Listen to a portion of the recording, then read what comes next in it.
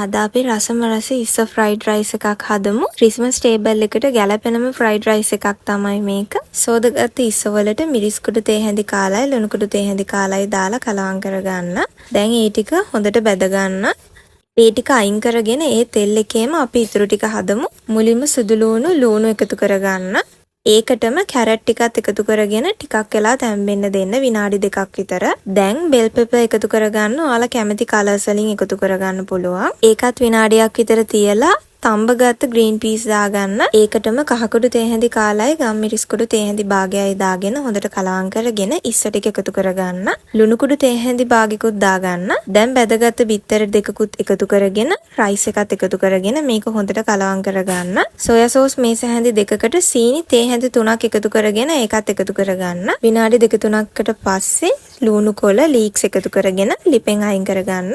මේක ක්‍රිස්මස් වලට ගැලපෙනම රෙසිපි එකක්. හරිම රසයි, try කරලා බලන්න. මේ වගේ රෙසිපි බලන්න මාව follow කරලා තියාගන්න.